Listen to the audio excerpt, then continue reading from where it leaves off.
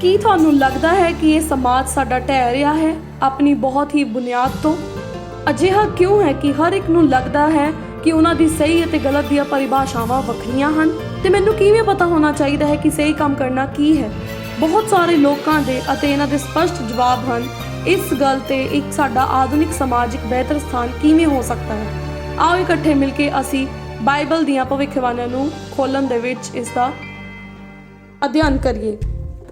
ਅੰਤਰਰਾਸ਼ਟਰੀ ਪੱਧਰ ਤੇ ਮਹਾਮਾਰੀ ਦਾ ਫੈਲਣਾ, corona virus breaking news, global ਰਾਜਨੀਤੀ ਦੇ ਹੇਰ-ਫੇਰ, ਕੁਪਰਤਾ ਤੇ ਭ੍ਰਿਸ਼ਟਾਚਾਰ, ਕੁਦਰਤੀ ਆਫਤਾਂ ਤੇਜ਼ੀ ਨਾਲ ਵਧਣਾ, ਆਸਟ੍ਰੇਲੀਆ ਵਿੱਚ ਜੰਗਲ ਦੀ ਅੱਗ, ਦੁਨੀਆ ਭਰ ਵਿੱਚ ਇਹਨਾਂ ਦੀ ਚੇਤਾਵਨੀ। ਇਸ ਦਾ ਕੀ ਮਤਲਬ ਹੈ? ਇਸ ਦਾ ਕੀ ਭਵਿੱਖ ਹੈ? ਬਾਈਬਲ ਦੀ ਅਨੁਸਾਰ ਪ੍ਰਕਾਸ਼ਿਤ ਕਰਨ ਦੇ ਇਸ ਸਫ਼ਰ ਵਿੱਚ ਜਿਸ ਦਾ ਨਾਲ ਅਨਲੌਕਿੰਗ ਬਾਈਬਲ ਪ੍ਰੋਫੈਸੀ ਹੈ, ਅੰਤਰਰਾਸ਼ਟਰੀ ਵਕਤਾ ਕੈਮੀ ਹਿਊਮਨ ਨਾਲ ਜੁੜੀ ਅਨਲੌਕਿੰਗ ਬਾਈਬਲ ਪ੍ਰੋਫੈਸੀਜ਼ ਤੇ ਆਪਣੇ ਸੰਸਾਰ ਭਰ ਦੀ ਯਾਤਰਾਵਾਂ ਦੇ ਦੌਰਾਨ ਜ਼ਿੰਦਗੀ ਦੇ ਸੱਚੇ ਸੰਘਰਸ਼ ਦਾ ਸਾਹਮਣਾ ਕੀਤਾ। ਇਹਨਾਂ ਵਿਚਕਾਰ ਉਮੀਦਾਂ ਤੇ ਚਮਤਕਾਰਾਂ ਨੂੰ ਖੋਜਿਆ। ਜੁੜੀ ਅੰਤਰਰਾਸ਼ਟਰੀ ਵਕਤਾ ਕੈਮੀ ਹਿਊਮਨ ਨਾਲ ਅਨਲੌਕਿੰਗ ਬਾਈਬਲ ਪ੍ਰੋਫੈਸੀਜ਼ ਤੇ ਜਿਸ ਵਿੱਚ ਉਹ ਦੱਸਦੇ ਹਨ ਕਿਸ ਤਰ੍ਹਾਂ ਬਾਈਬਲ ਦੀ ਭਵਿੱਖਬਾਣੀ ਸਮੇਂ ਛੇਤੀ ਪੂਰੀ ਹੋ ਰਹੀਆਂ ਹਨ।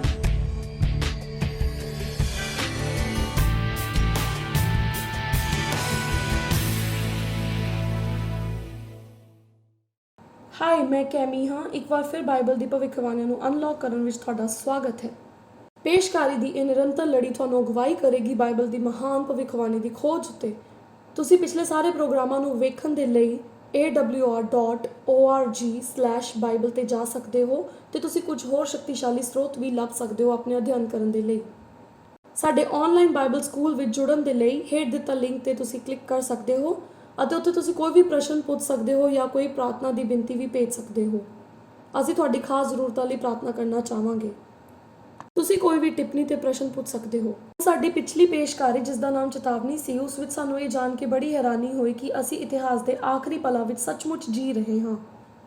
ਰੱਬ ਸਾਨੂੰ ਇੰਨਾ ਪਿਆਰ ਕਰਦਾ ਹੈ ਕਿ ਉਹ ਵਿਸ਼ਵ ਵਿਆਪੀ ਘਟਨਾਵਾਂ ਦੇ ਵਾਪਰਨ ਤੋਂ ਪਹਿਲਾਂ ਆਪਣੇ ਲੋਕਾਂ ਨੂੰ ਤਿਆਰ ਕਰਨ ਦੇ ਲਈ ਪਹਿਲਾਂ ਹੀ ਚੇਤਾਵਨੀ ਭੇਜਦਾ ਹੈ ਤਾਂ ਜੋ ਉਹਨਾਂ ਦੀ ਸਦੀਵੀ ਕਿਸਮਤ ਨੂੰ ਪ੍ਰਭਾਵਿਤ ਕਰ ਸਕੇ।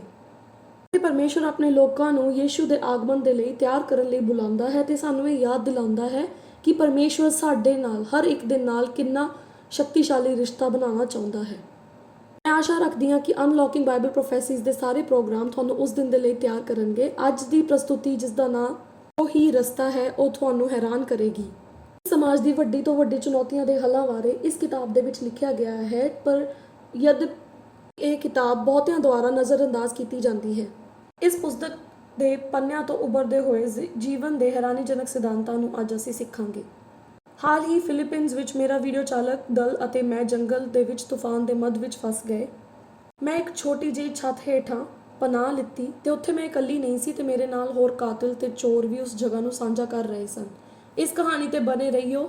ਉਸ ਤੋਂ ਪਹਿਲਾਂ ਅਸੀਂ ਪ੍ਰਾਰਥਨਾ ਕਰਾਂਗੇ ਜਿਵੇਂ ਕਿ ਅਸੀਂ ਅਧਿਐਨ ਕਰਦੇ ਹਾਂ। ਸਵਰਗੀ ਪਿਤਾ, ਤੁਹਾਡਾ ਧੰਨਵਾਦ ਤਾਂ ਜੋ ਤੁਸੀਂ ਸਾਨੂੰ ਬਾਈਬਲ ਦੇ ਜਵਾਬਾਂ ਨਾਲ ਪ੍ਰਦਾਨ ਕੀਤਾ ਤਾਂ ਜੋ ਅਸੀਂ ਘਰ ਵਾਪਸ ਜਾਣ ਦਾ ਸਹੀ ਰਸਤਾ ਜਾਣ ਸਕੀਏ। ਉਸ ਸੰਪੂਰਨ ਅਦਨ ਦੀ ਵਾਟਿਕਾ ਦੇ ਵਿੱਚ ਅਸੀਂ ਵਾਪਸ ਪਰਤਣ ਦੇ ਲਈ ਜੋ ਤੁਹਾਡੀ ਅਸਲ ਯੋਜਨਾ ਸੀ। ਪ੍ਰਭੂ, ਸਾਡੇ ਦਿਲਾਂ ਨੂੰ ਖੋਲੋ ਤੇ ਸਾਡੇ ਮਨਾਂ ਨੂੰ ਸਿਖਾਓ ਤਾਂ ਜੋ ਅਸੀਂ ਤੁਹਾਡੇ ਚਰਿੱਤਰ ਬਾਰੇ ਡੂੰਘੀ ਸਮਝ ਕਰ ਸਕੀਏ ਅਤੇ ਅਸੀਂ ਜੋ ਵੀ ਚੀਜ਼ ਆਪਣੀ ਜ਼ਿੰਦਗੀ ਵਿੱਚ ਕਰਦੇ ਹਾਂ ਹਰ ਇੱਕ ਦੇ ਵਿੱਚ ਅਸੀਂ ਪ੍ਰਭੂ ਤੁਹਾਨੂੰ ਉੱਚਾ ਕਰ ਸਕੀਏ। ਪ੍ਰਭੂ, ਤੁਹਾਡਾ ਧੰਨਵਾਦ ਕਰਦੇ ਹਾਂ ਤਾਂ ਜੋ ਤੁਸੀਂ ਸਾਨੂੰ ਇਕੱਠਾ ਕੀਤਾ ਤਾਂ ਕਿ ਅਸੀਂ ਤੁਹਾਡੇ ਵਚਨ ਦਾ ਅਧਿਐਨ ਇਕੱਠੇ ਮਿਲ ਕੇ ਕਰ ਸਕੀਏ। ਯੀਸ਼ੂ ਦੇ ਬਹੁਮੁੱਲ ਅਤੇ ਕੀਮਤੀ ਨਾਮ ਦੇ ਵਿੱਚ ਮੰਗਦੇ ਹਾਂ, ਆਮੀਨ। ਤਾਂ ਕਿਉਂ ਹਰ ਇੱਕ ਦੀਆਂ ਸਹੀ ਤੇ ਗਲਤ ਬਾਰੇ ਵੱਖੋ ਵੱਖਰੀਆਂ ਪਰਿਭਾਸ਼ਾਵਾਂ ਹਨ? ਬੁਰਾਈ ਅਤੇ ਚੰਗਿਆਈ ਬਾਰੇ ਪਹਿਲੇ ਵਿਸ਼ੇ ਵਿੱਚ ਅਸੀਂ ਇਕੱਠੇ ਸਿੱਖਿਆ ਕਿ ਬਾਈਬਲ ਸਾਨੂੰ ਸੂਚਿਤ ਕਰਦੀ ਹੈ ਉਸ ਯੁੱਧ ਬਾਰੇ ਜੋ ਕਿ ਸਵਰਗ ਦੇ ਵਿੱਚ ਹੋਇਆ ਸੀ। ਹੁਣ ਇਹ ਯੁੱਧ ਕਦੋਂ ਖਤਮ ਹੋਇਆ? ਬਹੁਤ ਹੀ ਸਧਾਰਨ। ਲੂਸੀਫਰ ਦਾ ਹੰਕਾਰ ਪਰਮਾਤਮਾ ਅਤੇ ਉਸਦੇ ਕਾਨੂੰਨ ਦੇ ਲਈ ਨਫ਼ਰਤ ਵਿੱਚ ਵੱਧਦਾ ਗਿਆ ਜੋ ਕਿ ਰੱਬ ਤੱਕ ਕੰਮ ਕਰਨ ਦਾ ਤਰੀਕਾ ਹੈ। ਬਹੁਤ ਹੀ ਸਿਧਾਂਤ ਜਿਨ੍ਹਾਂ ਦੁਆਰਾ ਸਵਰਗ ਜਿਉਂਦਾ ਹੈ। ਸਵਰਗ ਵਿੱਚ ਲੂਸੀਫਰ ਨਾਲ ਸ਼ੁਰੂ ਹੋਇਆ। ਹੁਣ ਪਾਪ ਕੀ ਹੈ? ਰੱਬ ਦੇ ਨਿਯਮ ਨੂੰ ਤੋੜਨਾ ਪਾਪ ਹੈ। ਸਵਰਗੀ ਜੀਵ ਰੱਬ ਦੇ ਨਿਯਮ ਨੂੰ ਜਨਮ ਤੋਂ ਹੀ ਜਾਣਦੇ ਸਨ, ਪਰ ਲੂਸੀਫਰ ਨੇ ਬਗਾਵਤ ਕੀਤੀ। ਅੱਗੇ ਉਸਨੇ ਝੂਠ ਬੋਲਿਆ ਅਤੇ ਸਾਰੇ ਦੂਤਾਂ ਵਿੱਚ 1/3 ਹੇਰਾਫੇਰੀ ਕੀਤੀ ਰੱਬ ਦੇ ਕਾਨੂੰਨ ਦੇ ਵਿਰੁੱਧ ਬਗਾਵਤ ਕਰਨ ਦੇ ਲਈ ਅਤੇ ਸ਼ੈਤਾਨ ਨੂੰ ਧਰਤੀ ਉੱਤੇ ਸੁੱਟ ਦਿੱਤਾ ਗਿਆ। ਰੱਬ ਦੇ ਰਾਹਾਂ ਦੇ ਵਿਰੁੱਧ ਬਗਾਵਤ ਕਰਨ ਦੇ ਲਈ ਉਸਨੇ ਸਾਡੇ ਪਹਿਲੇ ਮਾਪਿਆਂ ਨੂੰ ਧੋਖਾ ਦਿੱਤਾ। ਸ਼ੈਤਾਨ ਉਦੋਂ ਤੋਂ ਹੀ ਪਰਮੇਸ਼ਵਰ ਦੇ ਵਿਰੁੱਧ ਇਸ ਬਗਾਵਤ ਦੀ ਅਗਵਾਈ ਕਰਦਾ ਆਇਆ ਹੈ। ਸ਼ੈਤਾਨ ਦਾ ਸਭ ਤੋਂ ਵੱਡਾ ਮਨੋਰਥ ਭਟਕਾਉਣਾ ਹੈ। ਕਿਸੇ ਵੀ ਤਰੀਕੇ ਨਾਲ ਇਹਨਾਂ ਸੱਚਾਈਆਂ ਤੋਂ ਮਨੁੱਖਾਂ ਨੂੰ ਮੋੜਨਾ ਤਾਂ ਜੋ ਉਹ ਰੱਬ ਨੂੰ ਆਪਣਾ ਰਾਜਾ ਨਾ ਮੰਨ ਸਕਣ। ਇਹ ਸਭ ਬਗਾਵਤ ਵਿਰੁੱਧ ਹੈ ਰੱਬ ਦੀ ਸਰਕਾਰ ਦੇ, ਉਸਦੇ ਮਾਪਦੰਡ ਦੇ, ਉਸਦੇ ਨਿਯਮਾਂ ਅਨੁਸਾਰ ਜੀਉਣ ਦੇ। ਕਹਿ ਸਕਦੇ ਹੋ ਉਸ ਦੇ ਚਰਿੱਤਰ ਬਾਰੇ ਤੇ ਉਸ ਦੀ ਅਗਵਾਈ ਕਰਨ ਦੀ ਸ਼ੈਲੀ ਬਾਰੇ। ਤਾਂ ਅਸਲ ਵਿੱਚ ਰੱਬ ਦੀ ਸਰਕਾਰ ਦੀ ਸ਼ੈਲੀ ਕੀ ਹੈ? ਤਲ ਲਾਈਨ ਇਹ ਪਿਆਰ ਅਤੇ ਆਜ਼ਾਦੀ ਹੈ। ਰੱਬ ਪੂਰਾ ਪਿਆਰ ਦਰਸਾਉਂਦਾ ਹੈ। ਉਸਨੇ ਸਾਨੂੰ ਆਪਣੀ ਮਰਜ਼ੀ ਦੇ ਕੇ ਬਣਾਇਆ ਤਾਂ ਜੋ ਅਸੀਂ ਉਸ ਦਾ ਰਾਹ ਚੁਣੀਏ ਜਾਂ ਉਸ ਦੇ ਵਿਰੁੱਧ ਹੋਈਏ। ਇਹ ਉਸਨੇ ਸਾਨੂੰ ਚੁਣਾਵ ਦਿੱਤਾ ਹੈ। ਅਸੀਂ ਇੱਕ ਨਿਰੰਤਰ ਖਿੱਚ ਵਿੱਚ ਹਾਂ, ਜਾਂ ਤਾਂ ਆਪਾਂ ਪਰਮੇਸ਼ਵਰ ਦੇ ਰਾਹ 'ਤੇ ਚੱਲੀਏ ਜਾਂ ਉਸ ਦੇ ਵਿਰੁੱਧ ਬਗਾਵਤ ਕਰੀਏ। ਸਹੀ ਜਾਂ ਗਲਤ ਦੀ ਚੋਣ ਕਰਨ ਦੇ ਲਈ, ਬੁਰਾਈ ਜਾਂ ਚੰਗਾਈ ਦੀ ਚੋਣ ਕਰਨ ਦੇ ਲਈ। ਤਾਂ ਫਿਰ ਉਸ ਰਸਤਾ ਦਾ ਅਸਲ ਵਿੱਚ ਅਰਥ ਕੀ ਹੈ? ਸਾਨੂੰ ਕੋਈ ਅਨੁਮਾਨ ਲਗਾਉਣ ਦੀ ਜ਼ਰੂਰਤ ਨਹੀਂ ਹੈ। ਸਾਨੂੰ ਇਹ ਸਾਰੀ ਚੀਜ਼ਾਂ ਪਵਿੱਤਰ ਵਚਨ ਬਾਈਬਲ ਵਿੱਚ ਦੱਸੀਆਂ ਗਈਆਂ ਹਨ। ਬਾਈਬਲ ਇਸ ਦੇ ਬਾਰੇ ਠੋਸ ਉੱਤਰ ਦਿੰਦੀ ਹੈ। ਆਓ ਅਸੀਂ ਆਪਣੇ ਥੀਮ ਦੀ ਸਮੀਖਿਆ ਕਰੀਏ। ਜੇ ਇਹ ਬਾਈਬਲ ਵਿੱਚ ਹੈ ਤਾਂ ਮੈਂ ਇਸ 'ਤੇ ਵਿਸ਼ਵਾਸ ਕਰਦੀ ਹਾਂ। ਜੇ ਇਹ ਬਾਈਬਲ ਇਸ ਨਾਲ ਸਹਿਮਤ ਨਹੀਂ ਹੁੰਦੀ ਤਾਂ ਇਹ ਚੀਜ਼ ਮੇਰੇ ਲਈ ਨਹੀਂ ਹੈ। ਆਓ ਕੂਚ 20 ਨੂੰ ਵੇਖੀਏ। ਇਸ ਦੇ ਵਿੱਚ 10 ਹੁਕਮ ਹਨ। ਪਰਮਾਤਮਾ ਨੇ ਸਾਨੂੰ ਗੁਲਾਮੀ ਤੋਂ ਬਾਹਰ ਰੱਖਣ ਲਈ ਇਹਨਾਂ 10 ਹੁਕਮਾਂ ਨੂੰ ਦਿੱਤਾ। ਇਸ ਬਾਰੇ ਸੋਚੋ। ਪਹਿਲੇ 4 ਹੁਕਮ ਪਰਮੇਸ਼ਵਰ ਲਈ ਸਾਡਾ ਪਿਆਰ ਦਰਸਾਉਂਦੇ ਹਨ ਤੇ ਬਾਕੀ ਪਿਛਲੇ 6 ਸਾਡੇ ਮਨੁੱਖਾਂ ਦੇ ਲਈ ਸਾਡਾ ਪਿਆਰ ਦਰਸਾਉਂਦੇ ਹਨ। ਆਓ ਇਹਨਾਂ ਨੂੰ ਕ੍ਰਮ ਦੇ ਵਿੱਚ ਵੇਖੀਏ। ਪਦ 1 ਦੇ ਵਿੱਚ ਲਿਖਿਆ ਹੈ, ਅਤੇ ਪਰਮੇਸ਼ਵਰ ਨੇ ਇਹ ਸਾਰੇ ਸ਼ਬਦ ਬੋਲਦੇ ਹੋਏ ਕਿਹਾ, ਮੈਂ ਯਹੋਵਾ ਤੁਹਾਡਾ ਪਰਮੇਸ਼ਵਰ ਹਾਂ, ਜਿਸ ਨੇ ਤੁਹਾਨੂੰ ਬਾਹਰ ਲਿਆਇਆ ਸੀ, ਮਿਸਰ ਦੀ ਧਰਤੀ ਅਤੇ ਗੁਲਾਮੀ ਦੇ ਘਰ ਤੋਂ ਬਾਹਰ। ਇਸ ਲਈ ਅਸੀਂ ਇੱਥੇ ਵੇਖ ਸਕਦੇ ਹਾਂ ਕਿ ਰੱਬ ਕੀ ਬੋਲਿਆ। ਤੇ ਸਾਰਾ ਇਜ਼ਰਾਈਲ ਇਸ ਤੱਥ ਨੂੰ ਸੁਣ ਰਿਹਾ ਸੀ ਤੇ ਉਹਨਾਂ ਨੇ ਸਵੀਕਾਰ ਕੀਤਾ ਕਿ ਰੱਬ ਨੇ ਉਹਨਾਂ ਨੂੰ ਮਿਸਰ ਵਿੱਚ ਗੁਲਾਮ ਬਣਨ ਤੋਂ ਬਚਾਉਣ ਲਈ ਉਹਨਾਂ ਨੂੰ ਰੱਬ ਨੇ ਬਚਾਇਆ ਹੈ। ਇਸ ਲਈ ਉਹ ਅੱਗੇ ਕੀ ਕਹਿਣ ਵਾਲਾ ਹੈ ਅਤੇ ਉਹ ਉਹਨਾਂ ਨੂੰ ਦਰਸਾਉਂਦਾ ਹੈ ਕਿ ਅਸਲ ਵਿੱਚ ਆਜ਼ਾਦੀ ਕੀ ਹੈ। ਆਓ ਆਪਾਂ ਆਪਣੇ ਪਿੱਛੇ ਅਣਦੇਖੀ ਲੜੀਆਂ ਨੂੰ ਨਾ ਭੁੱਲੀਏ। ਰੱਬ ਅਤੇ ਸ਼ੈਤਾਨ ਦੇ ਵਿਚਕਾਰ ਦ੍ਰਿਸ਼ ਜਿਹੜਾ ਕਿ ਆਪਾਂ ਸਿੱਖਿਆ ਸੀ। ਸ਼ੈਤਾਨ ਨੇ ਰੱਬ ਨੂੰ ਬੋਲਦੇ ਹੋਏ ਵੇਖਿਆ ਹੋਣਾ ਜਦੋਂ ਪਰਮੇਸ਼ਵਰ ਇਜ਼ਰਾਈਲੀ ਲੋਕਾਂ ਦੇ ਨਾਲ ਗੱਲਾਂ ਕਰ ਰਹੇ ਸੀ, ਮਨੁੱਖ ਜਾਤੀ ਦੇ ਨਾਲ ਆਪਣੇ ਸਵਰਗੀ ਸਿਧਾਂਤਾਂ ਬਾਰੇ। ਉਹੀ 10 ਹੁਕਮ ਸਨ ਜਿਸ ਤੋਂ ਸ਼ੈਤਾਨ ਨਫ਼ਰਤ ਕਰਦਾ ਸੀ। ਇਸ ਦਾ ਵਿਰੋਧ ਉਸਨੇ ਸਵਰਗ ਵਿੱਚ ਕੀਤਾ ਸੀ। ਇਸ ਤੋਂ ਇਲਾਵਾ ਉਹ ਇਨਸਾਨ ਇਹਨਾਂ ਹੁਕਮਾਂ ਦੀ ਪਾਲਣਾ ਕਰਦੇ ਹਨ, ਉਹ ਸ਼ੈਤਾਨ ਦੇ ਕੰਮ ਨੂੰ ਬਹੁਤ ਮੁਸ਼ਕਿਲ ਬਣਾਉਂਦੇ ਹਨ। ਹੁਣ ਆਇਤ 3 ਵਿੱਚ ਇਹ ਹੁਕਮ ਨੰਬਰ 1 ਹੈ, ਮੇਰੇ ਤੋਂ ਇਲਾਵਾ ਤੁਹਾਡੇ ਹੋਰ ਕੋਈ ਦੇਵਤਾ ਨਹੀਂ ਹੋਣਗੇ। ਜਦੋਂ ਮੈਂ ਇਸ ਆਦੇਸ਼ ਨੂੰ ਪੜ੍ਹਦੀ ਹਾਂ ਤੇ ਮੈਂ ਵਾਪਸ ਬੈਠਦੀ ਹਾਂ ਤੇ ਸੋਚਦੀ ਹਾਂ, ਜੇ ਮੈਂ ਰੱਬ ਹੁੰਦੀ, ਬ੍ਰਹਮੰਡ ਦਾ ਰਾਜਾ, ਅਤੇ ਮੈਂ ਇੱਕ ਗ੍ਰਹਿ ਬਣਾਇਆ ਹੁੰਦਾ ਆਪਣੀ ਸੁੰਦਰ ਰਚਨਾਵਾਂ ਨਾਲ, ਇਸ ਨੂੰ ਬਹੁਤ ਪਿਆਰ ਦੇ ਨਾਲ, ਅਤੇ ਮੈਂ ਇਹਨਾਂ ਨੂੰ ਇੰਨਾ ਪਿਆਰ ਕਰਦੀ ਕਿ ਮੈਂ ਇਹਨਾਂ ਲਈ ਕੁਝ ਵੀ ਕਰ ਸਕਦੀ। ਮੈਂ ਜ਼ਰੂਰ ਚਾਹੁੰਦੀ ਕਿ ਮੇਰੀ ਰਚਨਾਵਾਂ ਮੈਨੂੰ ਰੱਬ ਮੰਨਣ ਅਤੇ ਆਪਣੀ ਮਰਜ਼ੀ ਦੇ ਨਾਲ ਉਹ ਮੈਨੂੰ ਪਿਆਰ ਕਰਨ ਤੇ ਮੇਰੇ 'ਤੇ ਭਰੋਸਾ ਰੱਖਣ ਤੇ ਮੇਰੇ ਨਾਲ ਇੱਕ ਨਿੱਜੀ ਰਿਸ਼ਤੇ ਦਾ ਆਨੰਦ ਉਠਾਉਣ, ਕਿਉਂਕਿ ਮੈਂ ਆਪਣੀ ਮਨੁੱਖ ਜਾਤੀ ਦੀ ਰੱਖਿਆ ਕਰਨਾ ਚਾਹੁੰਦੀ ਹਾਂ ਤੇ ਮੈਂ ਕਦੇ ਵੀ ਉਹਨਾਂ ਨੂੰ ਗੁੰਮਰਾਹ ਨਹੀਂ ਕਰਨਾ ਚਾਹੁੰਦੀ, ਨਹੀਂ ਹੋਣ ਦੇਣਾ ਚਾਹੁੰਦੀ ਹਾਂ ਨਕਲੀ ਦੇਵਤਿਆਂ ਦੁਆਰਾ, ਜੋ ਕਿ ਮੈਂ ਜਾਣਦੀ ਹਾਂ ਜਿਨ੍ਹਾਂ ਵਿੱਚ ਕੋਈ ਵੀ ਸ਼ਕਤੀ ਨਹੀਂ ਹੈ। ਇਸ ਦੇ ਉਲਟ ਜੇ ਮੈਂ ਸ਼ੈਤਾਨ ਹੁੰਦੀ ਤਾਂ ਮੈਂ ਕੀ ਚਾਹੁੰਦੀ ਕਿ ਹਰ ਇੱਕ ਇਨਸਾਨ ਨੂੰ ਆਪਣੇ ਕਬਜ਼ੇ ਵਿੱਚ ਰੱਖਣਾ, ਇੱਥੋਂ ਤੱਕ ਕਿ ਕਿਸੇ ਵੀ ਚੀਜ਼ 'ਚ ਫਸੇ ਰਹਿਣ ਸਿਵਾਏ ਰੱਬ ਤੋਂ। ਨਹੀਂ ਕਿ ਉਹ ਸਿਰਫ ਦੂਜੇ ਧਰਮਾਂ ਦੇ ਕੋਈ ਦੇਵੀ ਦੇਵਤਾ ਹੋਣ, ਪਰ ਕੋਈ ਵੀ ਚੀਜ਼ ਜਿਹੜੀ ਵੀ ਰੱਬ ਦੀ ਥਾਂ ਲੈ ਸਕਦੀ ਹੋਵੇ ਉਹਨਾਂ ਦੀ ਜ਼ਿੰਦਗੀ ਦੇ ਵਿੱਚ। ਮੈਂ ਜੇ ਸ਼ੈਤਾਨ ਹੁੰਦੀ ਤਾਂ ਮੈਂ ਇਹੀ ਚਾਹੁੰਦੀ। ਉਹ ਕੋਈ ਪ੍ਰਸਥਿਤੀ ਹੋਵੇ, ਭਾਵੇਂ ਉਹ ਕੋਈ ਪ੍ਰਸਿੱਧੀ ਹੋਵੇ, ਭਾਵੇਂ ਕੋਈ ਸਥਿਤੀ ਜਾਂ ਟੈਲੀਵਿਜ਼ਨ ਸ਼ੋਅ ਹੋਵੇ, ਕਿ ਮਨੁੱਖ ਦੇ ਸਮੇਂ ਤੇ ਵਿਚਾਰਾਂ ਨੂੰ ਖੋਹ ਲੈਂਦਾ ਹੋਵੇ, ਉਹ ਟਰੈਕ ਤੋਂ ਉਤਾਰ ਦਿੰਦਾ ਹੋਵੇ। ਦੋਸਤੋ, ਪਹਿਲਾ ਹੁਕਮ ਦਰਸਾਉਂਦਾ ਹੈ ਕਿ ਪਰਮੇਸ਼ਵਰ ਸਾਡੇ ਨਾਲ ਬੇਨਤੀ ਕਰਦਾ ਹੈ ਕਿ ਅਸੀਂ ਉਸ ਨੂੰ ਵਾਪਸ ਪਿਆਰ ਕਰੀਏ ਬਿਨਾਂ ਕਿਸੇ ਠੋਕਰ ਦੇ ਦਖਲ ਦੇ। ਉਹ ਚਾਹੁੰਦਾ ਹੈ ਕਿ ਅਸੀਂ ਉਸ ਦੀ ਕਦਰ ਕਰੀਏ, ਨਾ ਕਿ ਇਸ ਸੰਸਾਰ ਦੀ ਚੀਜ਼ਾਂ ਦੀ। ਸਾਡੇ ਕੋਲ ਰੱਬ ਦੀ ਜਗ੍ਹਾ ਦੇਣ ਲਈ ਕੋਈ ਵੀ ਚੀਜ਼ ਸਾਡੀ ਜ਼ਿੰਦਗੀ ਵਿੱਚ ਨਹੀਂ ਹੋਣੀ ਚਾਹੀਦੀ। ਸਾਨੂੰ ਹਮੇਸ਼ਾ ਰੱਬ ਨੂੰ ਪਹਿਲਾ ਨੰਬਰ 'ਤੇ ਰੱਖਣਾ ਹੈ। ਹੁਣ ਕੂਚ ਉਸ ਦੀ 20 ਔਰ ਆਇਤ 4 ਦੇ ਵਿੱਚ ਹੁਕਮ ਨੰਬਰ 2 ਹੈ, ਜਿਸ ਵਿੱਚ ਲਿਖਿਆ ਹੈ, ਤੁਸੀਂ ਆਪਣੇ ਲਈ ਕੋਈ ਮੂਰਤ ਜਾਂ ਚਿੱਤਰ ਨਹੀਂ ਬਣਾਉਣਾ। ਉੱਪਰਲੇ ਸਵਰਗ ਵਿੱਚ ਕਿਸੇ ਦੀ ਤੁਲਨਾ ਜਾਂ ਧਰਤੀ ਉੱਤੇ ਜਾਂ ਧਰਤੀ ਵਿੱਚ ਹੇਠਾਂ ਜਾਂ ਧਰਤੀ ਪਾਣੀ ਹੇਠਾਂ ਉਹਨਾਂ ਅੱਗੇ ਨਹੀਂ ਝੁਕਣਾ ਤੇ ਉਹਨਾਂ ਦੀ ਸੇਵਾ ਨਹੀਂ ਕਰਨੀ, ਕਿਉਂਕਿ ਮੈਂ ਤੁਹਾਡਾ ਪਰਮੇਸ਼ਵਰ ਇੱਕ ਈਰਖਾਵਾਨ ਪਰਮੇਸ਼ਵਰ ਹਾਂ। ਬੱਚਿਆਂ ਅਤੇ ਪਿਓ ਦੀ ਬੁਰਾਈ ਦਾ ਉਲਟਾ ਉਹਨਾਂ ਲੋਕਾਂ ਦੀ ਤੀਜੀ ਅਤੇ ਚੌਥੀ ਪੀੜ੍ਹੀ ਨੂੰ ਜੋ ਮੈਨੂੰ ਨਫ਼ਰਤ ਕਰਦੇ ਹਨ, ਪਰ ਹਜ਼ਾਰਾਂ ਲੋਕਾਂ 'ਤੇ ਦਇਆ ਕਰਦਾ, ਉਹਨਾਂ ਨੂੰ ਜੋ ਮੈਨੂੰ ਪਿਆਰ ਕਰਦੇ ਹਨ ਤੇ ਮੇਰੇ ਹੁਕਮਾਂ ਦੀ ਪਾਲਣਾ ਕਰਦੇ ਹਨ। ਮੈਂ ਵੇਖ ਸਕਦੀ ਹਾਂ ਕਿ ਰੱਬ ਨੇ ਇਸ ਨੂੰ ਪਾਪ ਕਿਉਂ ਐਲਾਨਿਆ। ਪਦਾਰਥ ਵਸਤੂਆਂ ਨਾਲ ਮਨੁੱਖ ਦੁਆਰਾ ਬਣਾਈ ਕਿਸੇ ਵੀ ਚੀਜ਼ ਦੀ ਪੂਜਾ ਕਰਨ ਦੇ ਲਈ ਇਹ ਮਨੁੱਖ ਵਿੱਚ ਰੱਬ ਦੀ ਧਾਰਨਾ ਨੂੰ ਘਟਾਉਂਦਾ ਹੈ। ਜੇ ਤੁਸੀਂ ਕਿਸੇ ਪੱਥਰ ਦੀ ਮਕਾਰੀ ਜਾਂ ਮੋਮ ਚਿੱਤਰ ਨੂੰ ਮੱਥਾ ਟੇਕ ਰਹੇ ਹੋ ਤਾਂ ਤੁਹਾਡਾ ਮਨ ਰੱਬ ਉੱਤੇ ਨਹੀਂ ਹੈ, ਪਰ ਇਸ ਦੀ ਬਜਾਏ ਜੀਵ ਵੱਲ ਆਕਰਸ਼ਿਤ ਹੋ ਜਾਂ ਬਣਾਈ ਹੋਈ ਚੀਜ਼ ਵੱਲ, ਨਾ ਕਿ ਸਿਰਜਣਹਾਰ ਵੱਲ। ਜਿਵੇਂ ਕਿ ਰੱਬ ਬਾਰੇ ਸਮਾਜ ਦੀਆਂ ਧਾਰਨਾਵਾਂ ਘਟਦੀਆਂ ਹਨ, ਆਦਮੀ ਆਪਣੇ ਆਪ ਵੀ ਹੋਰ ਘਟਦਾ ਜਾਂਦਾ ਹੈ। ਦੁਨੀਆ ਭਰ ਦੀ ਆਪਣੀ ਯਾਤਰਾਵਾਂ ਵਿੱਚ ਮੈਂ ਵੱਖੋ ਵੱਖਰੇ ਚਿੱਤਰਾਂ ਅਤੇ ਮੂਰਤੀਆਂ ਨੂੰ ਮੱਥਾ ਟੇਕਦੇ ਹੋਏ ਲੋਕਾਂ ਦੀ ਕਈ ਵੱਡੀ ਭੀੜ ਨੂੰ ਵੇਖਿਆ ਹੈ। ਇਹਨਾਂ ਵਿੱਚੋਂ ਬਹੁਤ ਸਾਰੀ ਮੂਰਤਾਂ ਟੁੱਟ ਗਈਆਂ ਹਨ। ਇਹਨਾਂ ਦਾ ਰੂਪ ਅਰਧ ਵਿਗੜਿਆ ਹੋਇਆ, ਟੁੱਟਿਆ ਹੋਇਆ ਤੇ ਇਹਨਾਂ ਵਿੱਚ ਕੋਈ ਜੀਵਨ ਦਾ ਸਰੋਤ ਵੀ ਨਹੀਂ ਹੈ। ਇਹਨਾਂ ਵਿੱਚੋਂ ਬਹੁਤ ਸਾਰੇ ਦੇਵਤਿਆਂ ਦੇ ਚਿਹਰੇ ਭਿਆਨਕ ਰਾਖਸ਼ਾਂ ਵਰਗੇ ਹੁੰਦੇ ਹਨ ਅਤੇ ਜਿਵੇਂ ਵਿਗੜੀਆਂ ਹੋਈਆਂ ਲਾਸ਼ਾਂ। ਹਮੇਸ਼ਾ ਸਵਾਰਥੀ ਦੇਵਤੇ ਹੁੰਦੇ ਹਨ। ਕੀ ਇਹ ਦਿਲਚਸਪ ਨਹੀਂ ਕਿ ਜੀਵਿਤ ਪਰਮੇਸ਼ਵਰ ਕਿੰਨਾ ਨਿਸਵਾਰਥ ਹੈ ਅਤੇ ਉਹ ਸਭ ਸ਼ੁੱਧ ਸੁੰਦਰਤਾ ਨਾਲ ਭਰਿਆ ਹੋਇਆ ਹੈ। ਇਹ ਸਾਡੇ ਗ੍ਰਹਿ ਉੱਤੇ ਝਲਕਦਾ ਹੈ। ਖੂਬਸੂਰਤ ਫੁੱਲਾਂ ਤੋਂ ਲੈ ਕੇ ਖੰਭੀ ਪੰਛੀਆਂ ਤੋਂ ਲੈ ਕੇ ਰੰਗੀਨ ਸੂਰਜ ਤੱਕ। ਕੀ ਇਹ ਦਿਲਚਸਪ ਨਹੀਂ ਕਿ ਇਹ ਸੰਸਾਰ ਦੇ ਮਨੁੱਖ ਦੁਆਰਾ ਬਣਾਏ ਗਏ ਦੇਵਤੇ ਅਕਸਰ ਘਿਨਾਉਣੇ ਅਤੇ ਬਹੁਤ ਹੀ ਘਿਨਾਉਣੇ ਹੁੰਦੇ ਹਨ। ਜੇ ਮੈਂ ਰੱਬ ਦੀ ਮੁੱਖ ਵਿਰੋਧੀ ਹੁੰਦੀ ਤਾਂ ਮੈਂ ਇਹ ਕਰਦੀ। ਰੱਬ ਕਹਿੰਦਾ ਹੈ ਕਿ ਉਹ ਈਰਖਾ ਕਰਨ ਵਾਲਾ ਰੱਬ ਹੈ, ਭਾਵ ਉਹ ਤੁਹਾਨੂੰ ਬਹੁਤ ਪਿਆਰ ਕਰਦਾ ਹੈ। ਉਹ ਕੁਝ ਵੀ ਕਰਨ ਨੂੰ ਤਿਆਰ ਹੈ ਤਾਂ ਜੋ ਤੁਹਾਨੂੰ ਬਚਾ ਸਕੇ।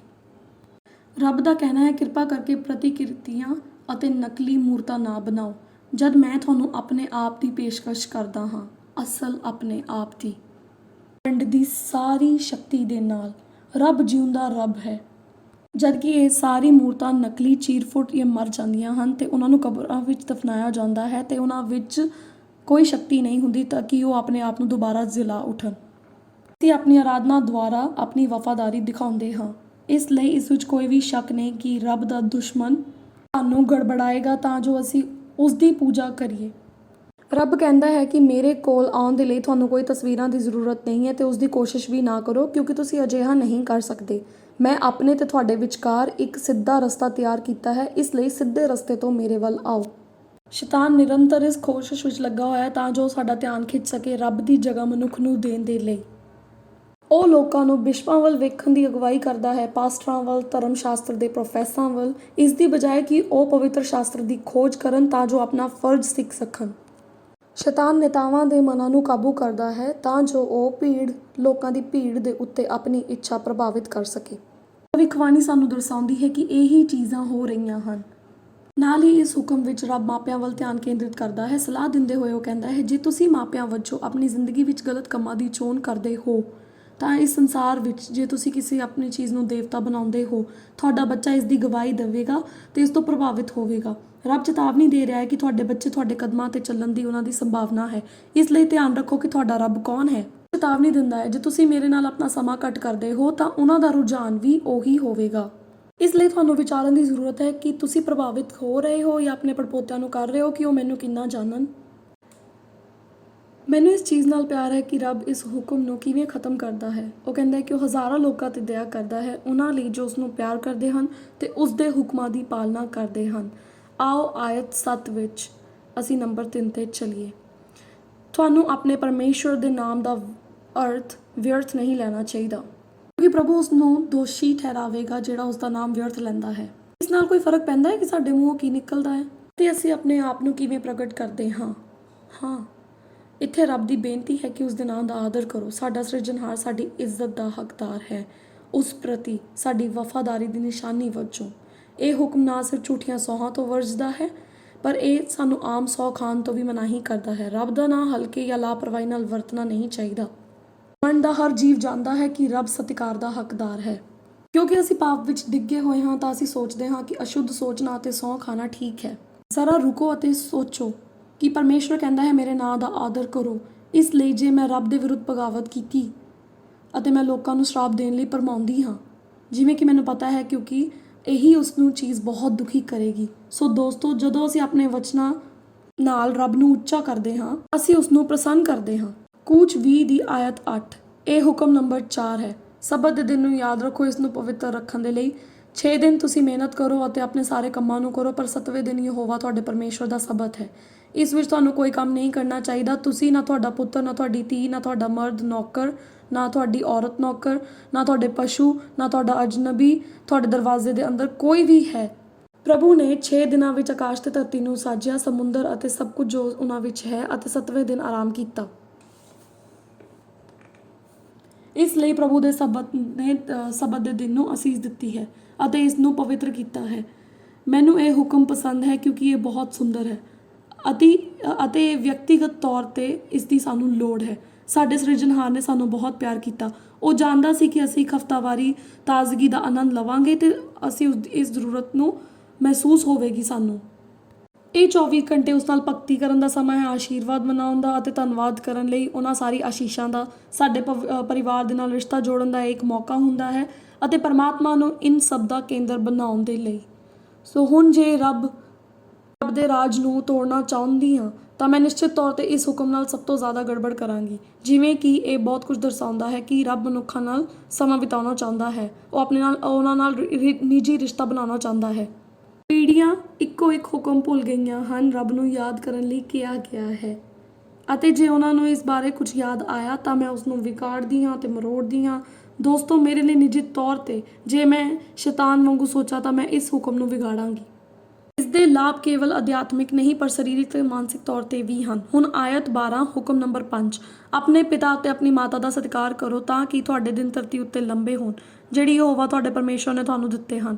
ਮੈਨੂੰ ਪਤਾ ਹੈ ਜਦੋਂ ਮੈਂ ਪਹਿਲਾਂ ਬੀਤੇ ਸਮੇਂ ਵਿੱਚ ਕਿਸੇ ਵੀ ਤਰੀਕੇ ਨਾਲ ਜਦੋਂ ਮੈਂ ਆਪਣੇ ਮਾਪਿਆਂ ਦਾ ਨਿਰਾਦਰ ਕਰਦੀ ਸੀ, ਹੁਣ ਮੈਨੂੰ ਇਹ ਸੋਚ ਕੇ ਬਹੁਤ ਭਿਆਨਕ ਮਹਿਸੂਸ ਹੁੰਦਾ ਹੈ। ਜਦੋਂ ਵੀ ਮੈਂ ਉਸ ਸਲੂਕ ਬਾਰੇ ਸੋਚਦੀ ਹਾਂ, ਜਦੋਂ ਮੈਂ ਉਹਨਾਂ ਨਾਲ ਪਿਆਰ, ਦਿਆਲਤਾ ਅਤੇ ਸੋਚਦਾਰੀ ਦੇ ਨਾਲ ਸਲੂਕ ਕੀਤਾ ਤਾਂ ਮੈਂ ਬਹੁਤ ਚੰਗਾ ਮਹਿਸੂਸ ਕਰਦੀ ਹਾਂ, ਨਾ ਸਿਰਫ ਉਹਨਾਂ ਬਾਰੇ ਬਲਕਿ ਆਪਣੇ ਬਾਰੇ ਵੀ। ਨਾਲ ਹੀ ਇਹ ਹੁਕਮ ਵਿੱਚ ਲੰਬਾ ਜੀਵਨ ਜੀਣ ਦਾ ਵੀ ਇੱਕ ਵਾਅਦਾ ਦਿੱਤਾ ਗਿਆ ਹੈ। ਸਾਨੂੰ ਆਪਣੇ ਧਰਤੀ ਦੇ ਮਾਪਿਆਂ ਦਾ ਆਦਰ ਕਰਨਾ ਚਾਹੀਦਾ ਹੈ ਤੇ ਸਵਰਗ ਵਿੱਚ ਸਾਡੇ ਪਿਤਾ ਦਾ ਵੀ। ਇੱਥੇ ਅਸੀਂ ਇੱਕ ਸਬਕ ਸਿੱਖ ਸਕਦੇ ਹਾਂ ਰੱਬ ਦੇ ਸੁਭਾਅ ਤੋਂ। ਮੈਂ ਭਾਰਤ ਵਿੱਚ ਇੱਕ ਆਦਮੀ ਬਾਰੇ ਇੱਕ ਕਹਾਣੀ ਸੁਣੀ ਜਿਸ ਨੇ ਆਪਣੇ ਨੇੜਲੇ ਪਿੰਡ ਤੋਂ ਇੱਕ ਕਾਂ ਖਰੀਦ ਕੇ ਆਪਣੇ ਘਰ ਲੈ ਆਇਆ। ਪਹਿਲੀ ਹੀ ਰਾਤ ਉਸਨੇ ਵੇਖਿਆ ਕਿ ਪਿੰਡ ਦੇ ਕੁੱਤੇ ਲਗਾਤਾਰ ਭੌਂਕਣਾ ਸ਼ੁਰੂ ਕਰ ਦਿੱਤਾ। ਉਸਨੇ ਉਹਨਾਂ ਦੀ ਸੁਰੱਖਿਆ ਦੇ ਲਈ ਇੱਕ ਕੈਮਰਾ ਲਗਾਇਆ ਅਤੇ ਜਦੋਂ ਉਹਨਾਂ ਨੇ ਕੈਮਰੇ ਵਿੱਚ ਦੇਖਿਆ ਤਾਂ ਉਹ ਹੈਰਾਨ ਸਨ।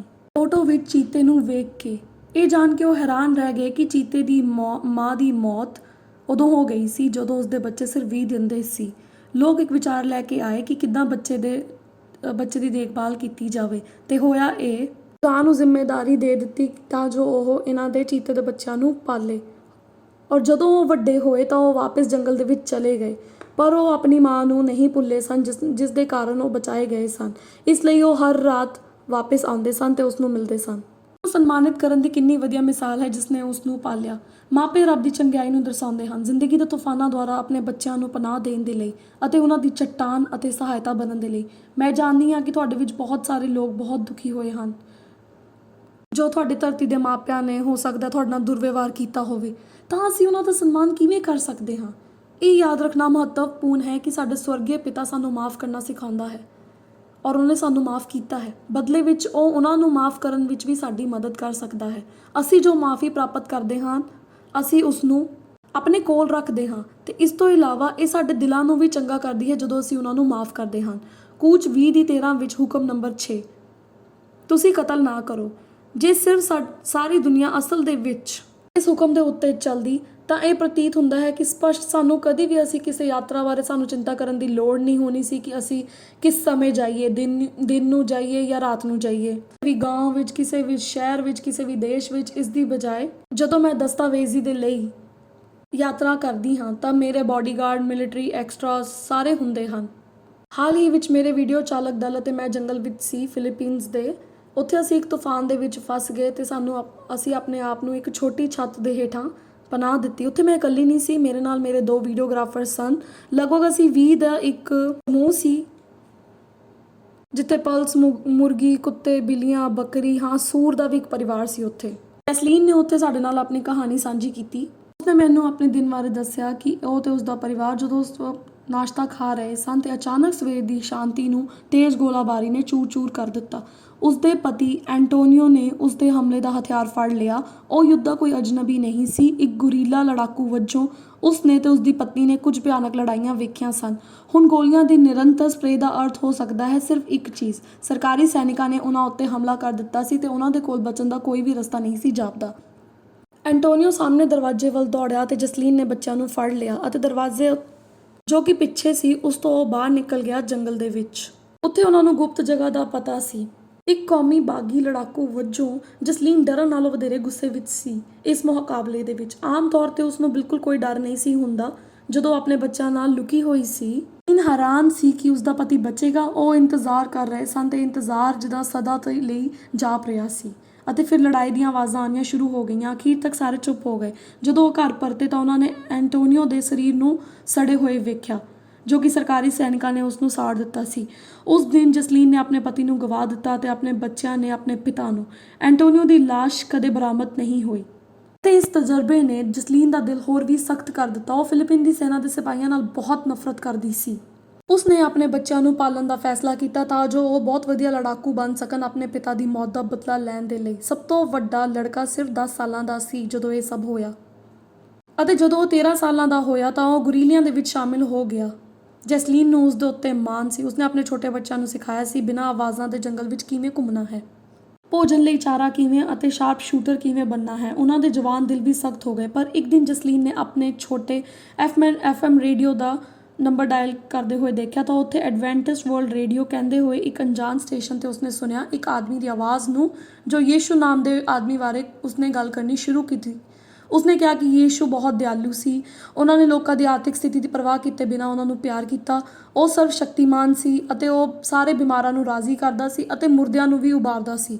ਜਸਲੀਨ ਇਸ ਤੋਂ ਮੋਹਿਤ ਹੋ ਗਈ। ਉਹ ਰੋਜ਼ਾਨਾ ਸੁਰ ਵਿੱਚ ਆਉਣ ਲੱਗੀ ਤੇ ਉਸਦਾ ਦਿਲ ਪਿਘਲਣ ਲੱਗ ਗਿਆ।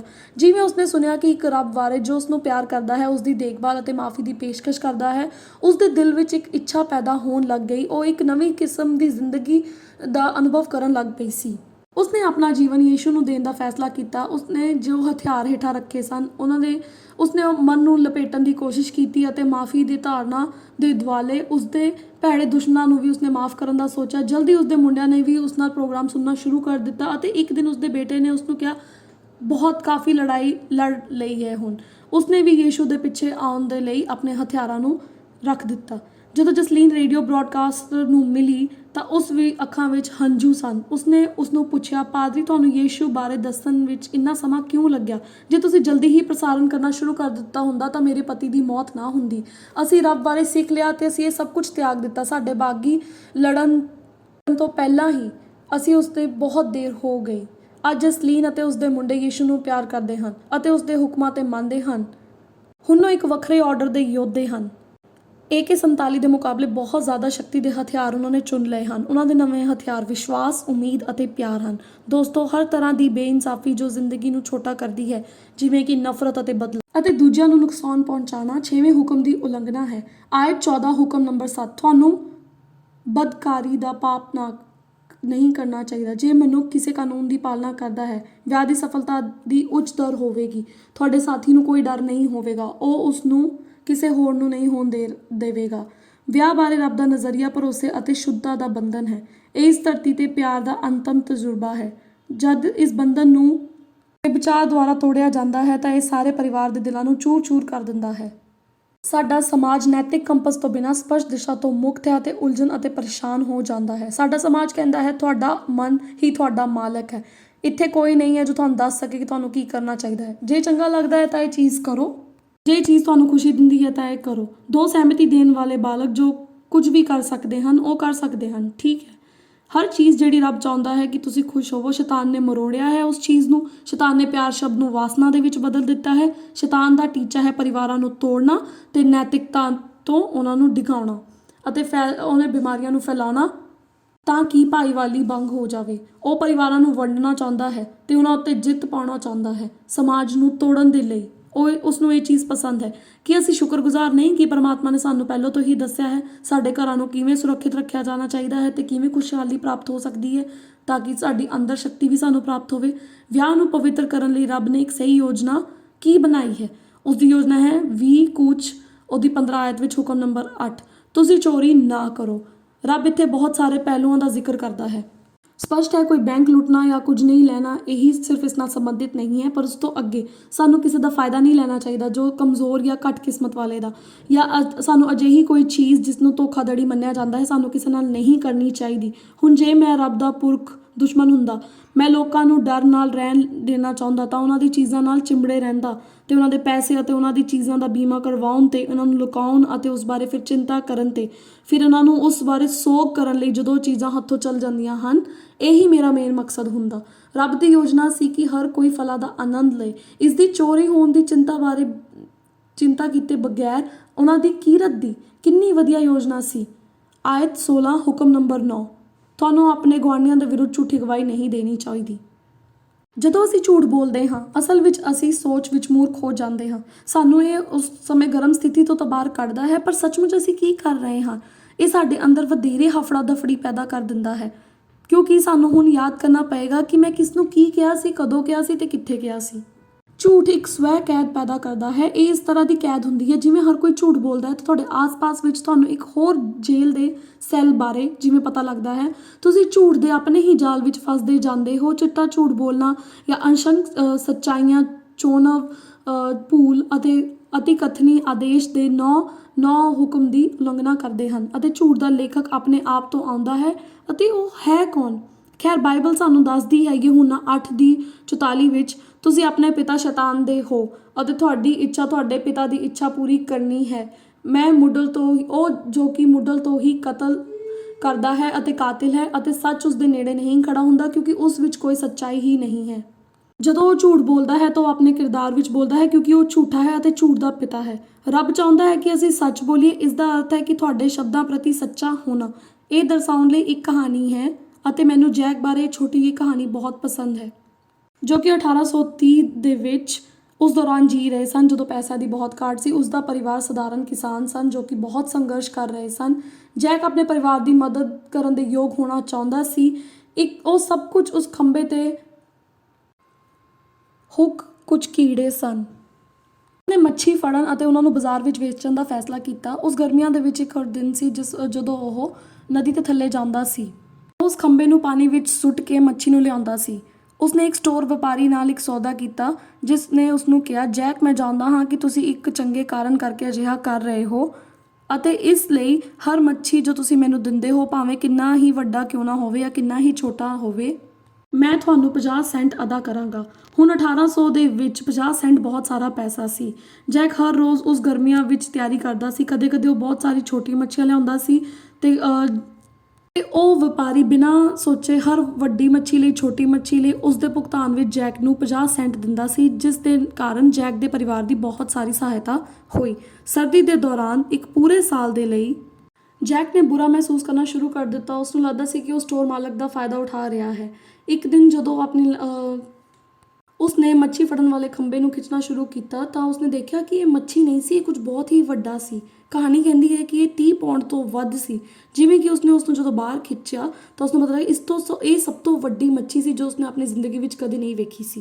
ਜਦੋਂ ਉਹ ਬਾਜ਼ਾਰ ਵੱਲ ਚੱਲ ਰਿਹਾ ਸੀ ਤਾਂ ਇੱਕ ਅਜਨਬੀ ਲੜਕੇ ਨੇ ਉਸਦੀ ਪਿੱਠ ਦੇ ਉੱਤੇ ਇੱਕ ਵਿਸ਼ਾਲ ਮੱਛੀ ਨੂੰ ਦੇਖਿਆ ਤੇ ਉਸਨੇ ਉਸਨੂੰ ਸੋਚਿਆ, ਵਾਹ, ਇਹ ਤਾਂ ਇੱਕ ਟਰੋਫੀ ਵਾਲੀ ਮੱਛੀ ਹੈ। ਉਸਨੇ ਉਸਨੂੰ ਰੋਕਿਆ ਤੇ ਬੋਲਿਆ, ਮੈਂ ਤੁਹਾਨੂੰ ਇਸ ਮੱਛੀ ਦੇ ਬਦਲੇ 50 ਸੈਂਟ ਦੇਵਾਂਗਾ, ਮੈਨੂੰ ਹੁਣੀ ਇਹ ਮੱਛਲੀ ਦਿਓ। ਪਰ ਜੈਕ ਨੇ ਕਿਹਾ, ਅਫਸੋਸ ਸਰ, ਮੈਂ ਇਹ ਨਹੀਂ ਕਰ ਸਕਦਾ ਕਿਉਂਕਿ ਇਹਦੀ ਪਹਿਲੋਂ ਹੀ ਗੱਲਬਾਤ ਕੀਤੀ ਜਾ ਰਹੀ ਹੈ। ਅਤੇ ਜੈਕ ਨੂੰ ਉਸਨੇ $2 50 ਸੈਂਟ ਦੀ ਪੇਸ਼ਕਸ਼ ਕੀਤੀ, ਜੋ ਕਿ 1800 ਦੇ ਵਿੱਚ ਬਹੁਤ ਸਾਰਾ ਪੈਸਾ ਸੀ। ਪਰ ਜੈਕ ਨੇ ਫਿਰ ਉਸ ਲਈ ਇਨਕਾਰ ਕਰ ਦਿੱਤਾ ਕਿਉਂ ਜੋ ਸਟੋਰ ਮਾਲਕ ਨੇ 50 ਸੈਂਟ ਦੇ ਟੁਕੜਿਆਂ ਦੇ ਲਈ ਸੱਚਮੁੱਚ ਛੋਟੀਆਂ ਮੱਛੀਆਂ ਉਸ ਤੋਂ ਲਈਆਂ ਸਨ ਤੇ ਉਸਨੂੰ ਲੱਗਦਾ ਸੀ ਕਿ ਹੁਣ ਸਮੇਂ ਆ ਗਿਆ ਹੈ ਕਿ ਉਹ ਸਟੋਰ ਮਾਲਕ ਨੂੰ ਮਿਲੇ ਤੇ ਉਸਦੇ ਪੈਸੇ ਦੀ ਕੀਮਤ ਅਦਾ ਕਰ ਦੇਵੇ। ਜੈਕ ਨੇ ਆਪਣੀ ਪ੍ਰਤੀਬੱਧਤਾ ਪ੍ਰਤੀ ਵਫਾਦਾਰ ਰਹਿਣ ਦਾ ਫੈਸਲਾ ਕੀਤਾ। ਹੁਣ ਇਹ ਇੱਕ ਸੱਚੇ ਗਵਾਹ ਦੀ ਪਰਿਭਾਸ਼ਾ ਹੈ। ਜੈਕ ਜਦੋਂ ਵੱਡਾ ਹੋਇਆ ਉਹ ਬਹੁਤ ਮਸ਼ਹੂਰ ਜਰਨੈਲ ਬਣ ਗਿਆ। ਆਪਣੇ ਸਮੇਂ ਦਾ ਜਨਰਲ ਸਟੋਨਵਾਨ ਜੈਕਸਨ। ਉਸਦੇ ਜੀਵਨ ਦੇ ਆਰੰਭ ਵਿੱਚ ਹੀ ਉਸਨੇ ਫੈਸਲਾ ਕੀਤਾ ਸੀ ਕੋਈ ਇਮਾਨਦਾਰੀ ਦਾ ਆਦਮੀ, ਖਰਿਆਈ ਦੇ ਉੱਤੇ ਚੱਲਣ ਵਾਲਾ ਆਦਮੀ ਬਣੇਗਾ। ਉਹ ਬਿਲਕੁਲ ਆਪਣੇ ਵਚਨ ਦੇ ਅਨੁਸਾਰ ਰਹੇਗਾ। ਹੁਣ ਆਇਤ 17 ਹੁਕਮ ਨੰਬਰ 10, ਤੁਹਾਨੂੰ ਆਪਣੇ ਗੁਆਂਢੀਆਂ ਦੇ ਘਰ ਦੀ ਕਿਸੇ ਵੀ ਚੀਜ਼ ਦਾ ਲਾਲਚ ਨਹੀਂ ਕਰਨਾ ਚਾਹੀਦਾ। ਤੁਹਾਨੂੰ ਆਪਣੇ ਗੁਆਂਢੀਆਂ ਦੀ ਪਤਨੀ ਦਾ ਲਾਲਚ ਨਹੀਂ ਕਰਨਾ ਚਾਹੀਦਾ ਅਤੇ ਨਾ ਹੀ ਉਸਦੇ ਨੌਕਰ ਜਾਂ ਉਸਦੀ ਨੌਕਰ, ਨਾ ਉਸਦੇ ਬਲਦ, ਨਾ ਉਸਦੇ ਖੋਤੇ ਅਤੇ ਜੋ ਕੁਝ ਵੀ ਗੁਆਂਢੀ ਦਾ ਹੈ ਉਸਦੇ ਵਿੱਚੋਂ ਕਿਸੇ ਦਾ ਵੀ ਤੁਹਾਨੂੰ ਲਾਲਚ ਨਹੀਂ ਕਰਨਾ ਚਾਹੀਦਾ। ਦੋਸਤੋ, ਇਹ ਸਾਰੇ ਪਾਪਾਂ ਦੀ ਜੜ ਤੇ ਹਮਲਾ ਕਰਦਾ ਹੈ। ਇਹ ਸਾਡੀ ਸਵਾਰਥ ਦੀਆਂ ਇੱਛਾਵਾਂ ਤੇ ਪਾਬੰਦੀ ਲਗਾਉਂਦਾ ਹੈ ਜੋ ਸ਼ੁਰੂ ਹੋ ਸਕਦੀਆਂ ਹਨ। ਤੁਸੀਂ ਜਾਣਦੇ ਹੋ ਕਿ ਬਾਈਬਲ ਵਿੱਚ ਇੱਕ ਕਹਾਣੀ ਹੈ ਜਿਸ ਨੂੰ ਤੁਸੀਂ 2 ਸੈਮੂਅਲ ਉਸਦੀ 11 ਆਇਤ ਵਿੱਚ ਪੜ੍ਹ ਸਕਦੇ ਹੋ, ਜਿੱਥੇ ਰਾਜਾ ਦਾਊਦ ਨੇ ਲਾਲਚ ਕੀਤਾ ਸੀ ਆਪਣੀ ਗੁਆਂਢੀ ਦੀ ਪਤਨੀ ਬੇਤਸ਼ਬਾ ਦੇ ਲਈ। ਇਹ ਇਸ ਗੱਲ ਦਾ ਸੰਪੂਰਨ ਉਦਾਹਰਨ ਹੈ ਕਿ ਲਾਲਚ ਕਿਵੇਂ ਕਰਦਾ ਹੈ ਜੋ ਅਸੀਂ ਹੋਰ ਪਾਪਾਂ ਵਿੱਚ ਫਸੀਏ, ਜਿਵੇਂ ਕਿ ਦਾਊਦ ਨੂੰ ਝੂਠ ਬੋਲਣ ਲਈ, ਚੋਰੀ ਕਰਨ ਲਈ, ਅਖੀਰਕਾਰ ਬੇਤਸ਼ਬਾ ਦੇ ਪਤੀ ਦਾ ਕਤਲ ਕਰਨ ਲਈ ਵੀ ਉਸਨੂੰ ਮਜਬੂਰ ਕਰ ਦਿੱਤਾ ਗਿਆ। ਹੁਣ ਜੇ ਮੈਂ ਰੱਬ ਦੇ ਰਾਹ ਦੇ ਵਿਰੁੱਧ ਬਗਾਵਤ ਕਰਨ ਦਾ ਆਗੂ ਹੁੰਦੀ ਤਾਂ ਮੈਂ ਯਕੀਨੀ ਬਣਾਂਗੀ ਕਿ ਹਰ ਕੋਈ ਇਹ ਸੰਤੁਸ਼ਟ ਹੋਵੇ ਆਪਣੇ ਜੀਵਨ ਦੇ ਨਾਲ। ਮੈਂ ਉਹਨਾਂ ਨੂੰ ਨਿਰੰਤਰ ਚੂਹੇ ਦੀ ਦੌੜ ਦੇ ਵਿੱਚ ਰੱਖਣਾ ਚਾਹੂੰਗੀ ਤੇ ਉਹਨਾਂ ਦੇ ਦਿਲ ਦੇ ਵਿੱਚ ਈਰਖਾ ਪੈਦਾ ਕਰਨਾ ਚਾਹੂੰਗੀ। ਮੈਂ ਉਹਨਾਂ ਨੂੰ ਕਹੂੰਗੀ ਕਿ ਤੁਹਾਡੇ ਗੁਆਂਢੀ ਦਾ ਘਰ ਮੇਰੇ ਨਾਲੋਂ ਜ਼ਿਆਦਾ ਸੋਹਣਾ ਹੈ। ਮੈਂ ਅਜਿਹਾ ਕੁਝ ਕਰਨ ਲਈ ਉਹਨਾਂ ਨੂੰ ਕੁਝ ਵੀ ਕਰਨ ਦੀ ਮਜਬੂਰ ਕਰਾਂਗੀ। ਮੈਂ ਉਹਨਾਂ ਦੀਆਂ ਅੱਖਾਂ ਅੰਨੀਆਂ ਕਰਾਂਗੀ ਤਾਂ ਜੋ ਰੱਬ ਦੀ ਬਖਸ਼ਿਸ਼ਾਂ ਨੂੰ ਨਾ ਦੇਖ ਸਕਣ ਤੇ ਉਹ ਦੂਜਿਆਂ ਵੱਲ ਕੇਂਦਰਿਤ ਕਰਨ। ਮੈਂ ਇੱਕ ਗਲਤ ਆਦਰਸ਼ ਵੀ ਉਹਨਾਂ ਲਈ ਬਣਾਵਾਂਗੀ ਹਾਲੀਵੁੱਡ ਵਾਂਗ ਕਿ ਲੋਕ ਲੋਭ ਕਰਨਗੇ ਅਤੇ ਉਹ ਜੀ ਨਹੀਂ ਸਕਦੇ ਤੇ ਉਹ ਤੁਹਾਨੂੰ ਨਿਰੰਤਰ ਨਿਰਾਸ਼ਾ ਵਿੱਚ ਰੱਖਣਗੇ। ਮੈਂ ਇਸ ਨਾਲ ਉਹਨਾਂ ਵਿੱਚ ਇੱਕ ਭੜਾਸ ਪੈਦਾ ਕਰਾਂਗੀ ਤੇ ਇਹ ਕਹਾਂਗੀ ਕਿ ਸਭ ਤੋਂ ਜ਼ਿਆਦਾ ਅਮੀਰ ਕੌਣ ਹੈ, ਸਭ ਤੋਂ ਤੇਜ਼, ਮਜ਼ੇਦਾਰ ਅਤੇ ਸਭ ਨੂੰ ਇੱਕ ਮੁਕਾਬਲਾ ਹਰ ਇੱਕ ਚੀਜ਼ ਨੂੰ ਬਣਾਵਾਂਗੀ। ਜਦੋਂ ਲੋਕ ਇਹ ਮਹਿਸੂਸ ਨਹੀਂ ਕਰਦੇ ਕਿ ਉਹ ਕਿਵੇਂ ਮਾਪਦੇ ਹਨ, ਇਹਨਾਂ ਮਾਪਦੰਡਾਂ ਦੇ ਨਾਲ ਉਦਾਸ ਹੋਣਾ ਬਹੁਤ ਜ਼ਿਆਦਾ ਆਸਾਨ ਹੁੰਦਾ ਹੈ ਤਾਂ ਜੋ ਉਹ ਸਾਰੀਆਂ ਗਲਤ ਥਾਵਾਂ ਤੇ ਮੁੱਲ ਤੇ ਜਾ ਕੇ ਪਿਆਰ ਲੱਭਣ ਦੀ ਕੋਸ਼ਿਸ਼ ਕਰਨ। ਰੱਬ ਤੁਹਾਡਾ ਮੁੱਲ ਦਿੰਦਾ ਹੈ ਕਿਉਂਕਿ ਤੁਸੀਂ ਬ੍ਰਹਮੰਡ ਦੇ ਰਾਜਾ ਦੇ ਬੱਚੇ ਹੋ। ਉਹੀ ਦਿੰਦਾ ਹੈ ਜੋ ਸਾਨੂੰ ਚਾਹੀਦਾ ਹੈ ਤੇ ਇਸ ਲਈ ਸਾਨੂੰ ਧੰਨਵਾਦੀ ਹੋਣਾ ਚਾਹੀਦਾ ਹੈ। ਰੱਬ ਦਾ ਕਾਨੂੰਨ ਇੱਕ ਜ਼ਬਰਦਸਤ ਖੇਤਰ ਹੈ ਜਾਂ ਸੁਰੱਖਿਆ ਦੀਵਾਰ ਵਾਂਗ ਹੈ, ਸਾਨੂੰ ਡਿੱਗਣ ਤੋਂ ਰੋਕਦਾ ਹੈ, ਪਾਪ ਦੇ ਬਹੁਤ ਸਾਰੇ ਬਾਰੂਦੀ ਸੁਰੰਗਾਂ ਵਿੱਚੋਂ ਜਾਣ ਤੋਂ ਵੀ। ਪਵਿੱਤਰ ਸੁਰੱਖਿਆ ਤੋਂ ਬਗੈਰ ਅਸੀਂ ਆਪਣੇ ਉੱਤੇ ਦੁਸ਼ਟ ਸ਼ਕਤੀਆਂ ਦੇ ਵਿਰੁੱਧ ਬਹੁਤ ਕਮਜ਼ੋਰ ਹਾਂ। ਸਾਨੂੰ ਆਪਣੇ ਆਪ ਨੂੰ ਪਰਮੇਸ਼ਵਰ ਦੇ ਮਿਆਰਾਂ ਨਾਲ ਘੇਰਨ ਦੀ ਜ਼ਰੂਰਤ ਹੈ। ਜਿਵੇਂ ਕਿ ਅਸੀਂ ਜ਼ਿੰਦਗੀ ਦੇ ਰਾਹ ਤੋਂ ਭਟਕਦੇ ਹਾਂ, ਹਰ ਇੱਕ ਨੂੰ ਚੋਣ ਦਾ ਨਤੀਜਾ ਹੁੰਦਾ ਹੈ। ਮਨੁੱਖਾਂ ਦਾ ਫੈਸਲਾ ਸ਼ੈਤਾਨ ਦਾ ਮੇਨ ਟੀਚਾ ਹੈ ਕਿ ਉਹਨਾਂ ਨੂੰ ਉਹਨਾਂ ਦੇ ਫੈਸਲਿਆਂ ਦੁਆਰਾ ਫਸਾਵੇ। ਉਹ ਜਾਣਬੁੱਝ ਕੇ ਸਭ ਕੁਝ ਨਸ਼ਟ ਕਰਨ ਦੀ ਯੋਜਨਾ ਬਣਾ ਰਿਹਾ ਹੈ, ਰੂਹਾਨੀ ਤੌਰ ਤੇ, ਮਾਨਸਿਕ ਤੌਰ ਤੇ, ਭਾਵਨਾਤਮਕ ਤੇ ਸਰੀਰਕ ਤੌਰ ਤੇ, ਜਦ ਕਿ ਮਨੁੱਖ ਅਤੇ ਔਰਤ ਦੇ ਲਈ ਰੱਬ ਦੀ ਇੱਛਾ ਇਹ ਹੈ ਕਿ ਉਹ ਖੁਸ਼ ਰਹਿਣ ਅਤੇ ਸ਼ਾਂਤੀ ਦੇ ਨਾਲ ਰਹਿਣ। ਪਰਮੇਸ਼ਵਰ ਦੇ ਨਿਯਮਾਂ ਦੀ ਪਾਲਣ ਕਰਨ ਦੇ ਨਾਲ ਸਾਡੀ ਸਭ ਤੋਂ ਵੱਡੀ ਬਚਤ ਹੋਵੇਗੀ ਚੀਜ਼ਾਂ ਨੂੰ ਸਖਤ ਢੰਗ ਨਾਲ ਸਿੱਖਣ ਤੋਂ।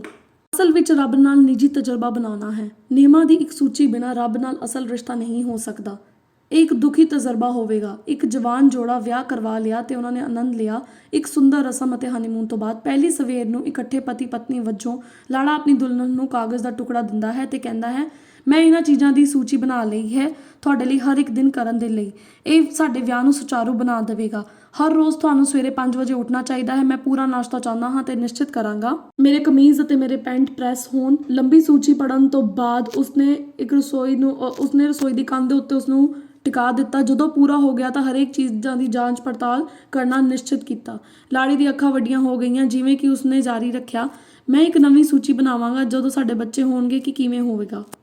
ਸਭ ਕੁਝ ਉਸਦੀ ਦਿੱਤੀ ਗਈ ਸੂਚੀ ਅਨੁਸਾਰ ਬਿਲਕੁਲ ਕੀਤਾ ਜਾਣਾ ਸੀ। ਹਰ ਸ਼ਾਮ ਉਹ ਉਸਦੀ ਸੂਚੀ ਵਿੱਚ ਚੈੱਕ ਚਿੰਨ੍ਹ ਤੇ ਜਾਂਦੇ ਸਨ ਜਿਵੇਂ ਕਿ ਉਸਨੇ ਆਦੇਸ਼ਾਂ ਨੂੰ ਪੂਰਾ ਕੀਤਾ ਗਿਆ ਕਿ ਨਹੀਂ। ਇਹ ਕਹਿਣ ਦੀ ਜ਼ਰੂਰਤ ਨਹੀਂ ਸੀ ਉਹ ਇਹਨਾਂ ਮੰਗਾਂ ਤੋਂ ਉਹ ਥੱਕ ਗਈ। ਅੰਤ ਵਿੱਚ ਜਿਵੇਂ ਕਿ ਉਮੀਦ ਕੀਤੀ ਗਈ ਸੀ ਉਹਨਾਂ ਦਾ ਵਿਆਹ ਤਲਾਕ ਵਿੱਚ ਹੋ ਗਿਆ। ਫਿਰ ਕੁਝ ਸਾਲਾਂ ਤੋਂ ਬਾਅਦ ਉਹੀ ਔਰਤ ਪਿਆਰ ਵਿੱਚ ਪੈ ਗਈ ਇੱਕ ਦਿਆਲੂ ਸ਼ਾਨਦਾਰ ਸੱਜਣ ਦੇ ਨਾਲ ਅਤੇ ਉਹਨਾਂ ਦਾ ਵਿਆਹ ਹੋਇਆ। ਉਹ ਇਕੱਠੇ ਸੁਪਨੇ ਦੀ ਜ਼ਿੰਦਗੀ ਸੀ। ਉਹ ਦੋਵਾਂ ਨੂੰ ਮਹਿਸੂਸ ਕੀਤਾ ਜਿਵੇਂ ਕਿ ਉਹ ਹਵਾ ਤੇ ਚੱਲ ਰਹੇ ਸਨ। ਉਹਨਾਂ ਦਾ ਅਜਿਹਾ ਸ਼ਾਨਦਾਰ ਵਿਆਹ ਸੀ।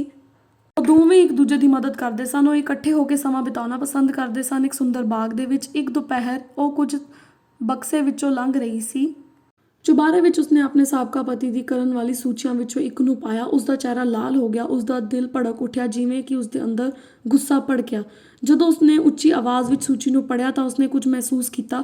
ਜਲਦੀ ਉਠੋ, ਹਾਂ ਮੈਂ ਅਜੇ ਵੀ ਕਰਦਾ ਹਾਂ। ਮੇਰਾ ਨਾਸ਼ਤਾ ਕਰੋ, ਹਾਂ ਮੈਂ ਅਜੇ ਵੀ ਉਹੀ ਕਰਦਾ ਹਾਂ। ਮੇਰਾ ਮੁਕੱਦਮਾ ਇਹੀ ਹੈ, ਮੈਂ ਇਹੀ ਕਰਦਾ ਹਾਂ। ਉਹ ਅਜੇ ਵੀ ਇਸ ਸੂਚੀ ਵਿੱਚ ਉਹਨਾਂ ਸਾਰੀ ਚੀਜ਼ਾਂ ਨੂੰ ਕਰ ਰਹੀ ਸੀ ਜਿਸਨੇ ਉਸਨੂੰ ਇੱਕ ਵਾਰ ਫਿਰ ਪਾਗਲ ਬਣਾ ਦਿੱਤਾ ਜਦੋਂ ਉਸਨੂੰ ਦੱਸਿਆ ਗਿਆ ਕਿ ਉਸਨੇ ਇਹ ਕਰਨਾ ਸੀ। ਪਰ ਹੁਣ ਜਦੋਂ ਉਸਦਾ ਵਿਆਹ ਪਿਆਰਾ ਸੀ ਇੱਕ ਧੰਨਵਾਦੀ ਪਤੀ ਦੇ ਲਈ, ਹੁਣ ਉਹ ਚੋਣ ਕਰ ਰਹੀ ਸੀ ਇਹ ਸੋਚੀਆਂ ਗੱਲਾਂ ਕਰਨ ਦੇ ਲਈ, ਉਸਦੇ ਪਿਆਰ ਦੇ ਇਜ਼ਹਾਰਾਂ ਦੇ ਲਈ। ਕਾਰਨ ਜਿੱਦਾਂ ਅਸੀਂ ਮੰਨਦੇ ਹਾਂ ਉਹ ਨਹੀਂ, ਅਸੀਂ ਪਰਮਾਤਮਾ ਦੀ ਮਿਹਰ ਪ੍ਰਾਪਤ ਕਰਨ ਦੀ ਕੋਸ਼ਿਸ਼ ਕਰ ਰਹੇ ਹਾਂ। ਇਹ ਉਸ ਲਈ ਸਾਡੇ ਪਿਆਰ ਦਾ ਪ੍ਰਤੀਕਰਮ ਹੈ। ਮੈਂ ਆਪਣੀ ਮੁਕਤੀ ਕਸਾਉਣ ਲਈ ਰੱਬ ਦਾ ਕਹਿਣਾ ਨਹੀਂ ਮੰਨਦੀ। ਮੈਂ ਰੱਬ ਦਾ ਕਹਿਣਾ ਮੰਨਦੀ ਹਾਂ ਬਚਾਉਣ ਜਾਣ ਦੇ ਲਈ ਨਹੀਂ। ਪਰ ਮੈਂ ਕਿਉਂਕਿ ਮੈਂ ਬਚ ਗਈ ਹਾਂ ਅਤੇ ਉਸ ਨਿਯਮ ਤੋਂ ਜੋ ਤੁਹਾਨੂੰ ਰੱਬ ਨੂੰ ਜਾਣਨ ਤੋਂ ਪਹਿਲਾਂ ਮੁਸ਼ਕਿਲ ਲੱਗ ਰਹੇ ਸਨ, ਅਚਾਨਕ ਤੁਹਾਡੀ ਜ਼ਿੰਦਗੀ ਵਿੱਚ ਇਹ ਹੁਣ ਸਖਤ ਹੋਣ ਦੇ ਬਜਾਏ ਸਾਨੂੰ ਇਹ ਸਹੀ ਕੰਮ ਕਰਨ ਦੀ ਉਮੀਦ ਦਿੰਦੇ ਹਨ। ਤੇ ਇਹ ਸਭ ਰਿਸ਼ਤੇਦਾਰੀ ਬਾਰੇ ਹੋਵੇਗਾ ਜਿੱਥੇ ਉਹ ਗਲਤਫਹਿਮੀ ਸੀ ਕਿ ਰੱਬ ਇੱਕ ਗਰਜ ਦੇ ਨਾਲ ਉਡੀਕ ਕਰ ਰਿਹਾ ਹੈ ਜਦੋਂ ਅਸੀਂ ਗੜਬੜ ਕਰਦੇ ਸਨ ਤਾਂ ਕਿ ਉਹ ਸਾਨੂੰ ਮਾਰਨ ਲਈ ਤਿਆਰ ਹੋਵੇ। ਇਹ ਸੱਚ ਨਹੀਂ ਹੈ। ਇਹ ਸੱਚ ਜੇ ਸੱਚ ਨਹੀਂ ਹੈ, ਰੱਬ ਮਾਰਨ ਦੀ ਉਡੀਕ ਦੇ ਵਿੱਚ ਨਹੀਂ ਹੈ। ਉਹ ਸਾਡੇ ਨਾਲ ਇੱਕ ਵੱਖਰਾ ਰਸਤਾ ਚੁਣਨ ਦੀ ਬੇਨਤੀ ਕਰ ਰਿਹਾ ਹੈ। ਉਹਨਾਂ ਭਿਆਨਕ ਨਤੀਜਿਆਂ ਤੋਂ ਬਚਣ ਦੇ ਲਈ ਜੋ ਉਹ ਜਾਣਦਾ ਹੈ ਕਿ ਉੱਥੇ ਹਨ। ਮਿੱਤਰੋ, ਕਾਨੂੰਨ ਵੀ ਸ਼ੀਸ਼ੇ ਵਰਗਾ ਹੈ। ਇਹ ਸਾਨੂੰ ਦਰਸਾਉਂਦਾ ਹੈ ਕਿ ਅਸਲ ਵਿੱਚ ਅਸੀਂ ਕੌਣ ਹਾਂ, ਅਸੀਂ ਕੀ ਸੋਚਦੇ ਹਾਂ ਤੇ ਸਾਡੇ ਮਨਾਂ ਵਿੱਚ ਦਿਖਾਉਂਦਾ ਹੈ ਕਿ ਅਸੀਂ ਕੀ ਬਣਨਾ ਚਾਹੁੰਦੇ ਹਾਂ। ਅਤੇ ਸਾਡੇ ਮਨਾਂ ਵਿੱਚ ਸਾਨੂੰ ਆਪਣੇ ਆਪ ਨੂੰ ਦਿਖਾ ਸਕਦਾ ਹੈ ਕਿ ਅਸੀਂ ਸਮਝਦਾਰ, ਵਫਾਦਾਰ ਅਤੇ ਇਮਾਨਦਾਰ ਹੋਣ ਦੇ ਨਾਤੇ ਸਾਨੂੰ ਕੀ ਹੋਣਾ ਚਾਹੀਦਾ ਹੈ। ਇੱਥੇ ਇੱਕ ਆਦਮੀ ਹੈ ਜਿਸ ਦਾ ਅਸੀਂ ਹੋਣਾ ਚਾਹੁੰਦੇ ਹਾਂ ਜੋ ਕਿ ਕੋਸ਼ਿਸ਼ ਕਰ ਰਿਹਾ ਹੈ। ਪਰ ਜਦੋਂ ਅਸੀਂ ਉਸਨੂੰ ਕਾਨੂੰਨ ਨੂੰ ਵੇਖਦੇ ਹਾਂ ਤਾਂ ਸਾਨੂੰ ਕੀ ਮਿਲਦਾ ਹੈ? ਕਾਨੂੰਨ ਸਾਨੂੰ ਆਪਣਾ ਪ੍ਰਤੀਬਿੰਬ ਦਿਖਾ ਸਕਦਾ ਹੈ ਜੋ ਅਸੀਂ ਪਹਿਲਾਂ ਕਦੇ ਨਹੀਂ ਵੇਖਿਆ। ਅਸੀਂ ਘਟ ਜਾਂਦੇ ਹਾਂ ਅਤੇ ਅਸੀਂ ਆਪਣੇ ਆਪ ਨੂੰ ਵੇਖਦੇ ਹਾਂ ਕਿ ਅਸਲ ਵਿੱਚ ਅਸੀਂ ਕੌਣ ਹਾਂ। ਇਸ ਲਈ ਜਦੋਂ ਅਸੀਂ ਯੀਸ਼ੂ ਨੂੰ ਸਵੀਕਾਰਦੇ ਹਾਂ, ਉਹ ਸਾਡੇ ਅੰਦਰ ਆਉਂਦਾ ਹੈ, ਉਹ ਸਾਡੀ ਧਾਰਮਿਕਤਾ ਦਾ ਚੋਗਾ ਸਾਡੇ ਦੁਆਲੇ ਰੱਖਦਾ ਹੈ, ਤਾਂ ਕਿ ਜੋ ਸਾਨੂੰ ਰੱਬ ਪਿਤਾ ਵੱਲੋਂ ਮਿਲੀ ਹੈ, ਔਰ ਜਦੋਂ ਰੱਬ ਸਾਡੇ ਵੱਲ ਵੇਖਦਾ ਹੈ ਤਾਂ ਉਹ ਸੰਪੂਰਨ ਅਨਮੋਲ ਯੀਸ਼ੂ ਨੂੰ ਵੇਖਦਾ ਹੈ ਅਤੇ ਫਿਰ ਸਾਨੂੰ ਉਹ ਸਵੀਕਾਰ ਕਰ ਲੈਂਦਾ ਹੈ ਅਤੇ ਉਸ ਦੇ ਰਾਜ ਵਿੱਚ ਸਾਨੂੰ ਬਚਾ ਲਿਆ ਜਾਂਦਾ ਹੈ। ਅਤੇ ਹੁਣ ਸਾਡੇ ਮਨ ਵਿੱਚ 10 ਨਿਯਮ ਤਾਜ਼ੇ ਹਨ। ਆਓ ਨਿਯਮਾਂ ਨੂੰ ਬਦਲੀਏ ਤੇ ਕੁਝ ਪ੍ਰਸਿੱਧ ਪ੍ਰਸ਼ਨਾਂ ਦੀ ਜਾਂਚ ਕਰੀਏ ਜਾਂ 10 ਆਗਿਆਵਾਂ ਬਾਰੇ ਚਿੰਤਨ ਕਰੀਏ ਅਤੇ ਹਮੇਸ਼ਾ ਵਾਂਗ ਬਾਈਬਲ ਸਾਨੂੰ ਜਵਾਬ ਦੇਣ ਦੀ ਆਗਿਆ ਦੇਵੇਗੀ। ਕੀ ਰੱਬ ਦੇ 10 ਹੁਕਮ ਬਦਲੇ ਜਾ ਸਕਦੇ ਹਨ?